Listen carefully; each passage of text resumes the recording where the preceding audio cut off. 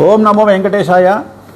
భారతదేశాన్ని కుదిపివేస్తున్నటువంటి cockroach Janata party సిజేపీ kundali మొట్టమొదటిసారిగా నా వద్ద ఉంది.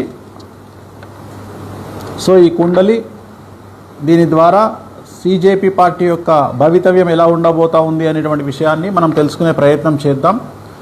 సో సింహలగ్నంలో ఉండేటువంటి సిజేపీ పార్టీ యొక్క కుండలి రాహు మనకు లగ్న కుండలి ప్రకారం కనుక తీసుకున్నట్లయితే రాహు 7వ ఇంట్లో, శని 8వ ఇంట్లో, 9 కుజుడు, 10 రవి బుధ చంద్రుడు, 11 శుక్ర గురువులు. సో ఇక్కడ బుధాదిత్య యోగం కనిపిస్తూ ఉంది. రవి బుధుల కలయిక బుధాదిత్య యోగం కనిపిస్తూ ఉంది. అందుకనే విపరీతమైనటువంటి అటెన్షన్, విపరీతమైనటువంటి క్రేజు, విపరీతమైనటువంటి పబ్లిసిటీ వీరికి వచ్చింది, సిజేపీకి వచ్చింది.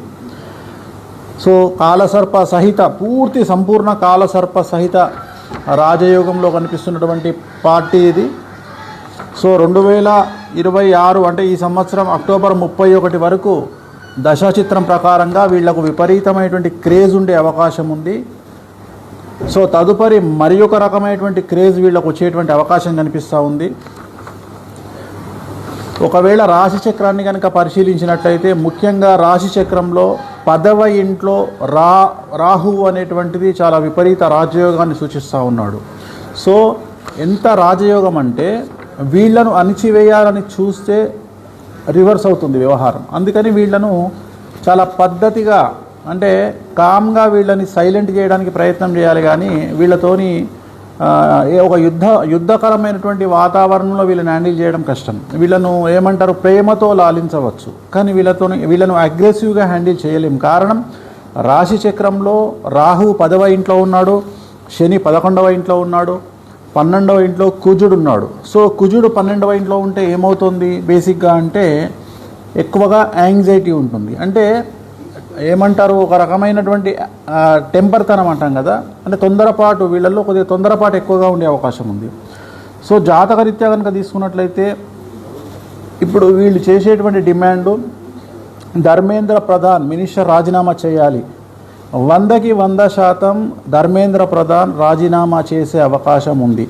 నేను ఈ వీడియో పెట్టే సమయానికి ఇంకా కన్ఫామ్ కాలేదు, కేంద్రం ఒప్పుకోలేదు. కానీ నేను చెప్తా ఉన్నా ధర్మేంద్ర ప్రధాన్ రాజీనామా చేసే అవకాశం 100కి 100% ఉంది. కాకపోతే అది ఈ విషయంలో చేస్తారా అంటే నీటు పేపర్ విషయంలో చేస్తారా లేకపోతే వేరే విషయంలో చేయిస్తారా నాకు తెలియదు. కానీ ధర్మేంద్ర ప్రధాన్ గారు ఖచ్చితంగా మినిస్టర్ రాజీనామా చేస్తారు. అలాగే సిజేపీ పార్టీకి సంబంధించిన ముఖ్యులు ఒక ముగ్గురు తర్వాత సమయంలో కాలంలో జైలుకు వెళ్ళేటువంటి అవకాశాలు కనిపిస్తూ ఉన్నాయి. అలాగే ఈ పార్టీని కనుక తీసుకున్నట్లయితే ఈ సిజేపీ అనేటువంటి వ్యవస్థకు సంబంధించి ధర్మానికి, హిందూ ధర్మానికి, హిందూ శాస్త్రానికి కొద్దిగా వ్యతిరేకమైనటువంటి దిశలో వీళ్ళు వెళ్ళేటువంటి అవకాశం ఉంది. అంటే వీళ్ళు ధర్మము అనేటువంటి మాట పట్టించుకోకుండా కొద్దిగా డిఫరెంట్ స్టైల్లో వెళ్ళే అవకాశం ఉంది. ముఖ్యమైన విషయం ఏంటంటే ఈ పార్టీ వల్ల 100కి 90% డ్యామేజ్ జరగబోయేటువంటి పార్టీ బీజేపీ అని నిక్కచ్చిగా చెప్పుకోవచ్చు. ఎందుకంటే ఈ సిజేపీ పార్టీకి సంబంధించినటువంటి రాశి చక్రమైన లగ్న చక్రమైన ఏది తీసుకున్నా నరేంద్ర మోడీ గారి జాతకం వీరితోటి షష్టాష్టకాలైనాయి. అలాగే భారతీయ జనతా పార్టీ యొక్క కాంబినేషన్ కూడా షష్టాష్టకాలైనాయి. సో దీనివల్ల చాలా ఎక్కువగా బీజేపీ పార్టీకి మాత్రమే సమస్యలు వచ్చేటువంటి అవకాశం ఉంది. సో ఖచ్చితంగా రాబోయే కాలంలో భారతదేశములో ఎవరు ఊహించినటువంటి స్థితికి ఒక పార్టీని గద్దెను ఎక్కించాలన్నా, కేంద్రంలో ఒక పార్టీని గద్దె దించాలన్నా ఖచ్చితంగా సిజేపీ పార్టీ 100కి 60% ఇన్ఫ్లుయెన్స్ చేయబోతుంది అని చెప్పడంలో ఎటువంటి అనుమానము లేదు. ఓం నమో వెంకటేశాయ.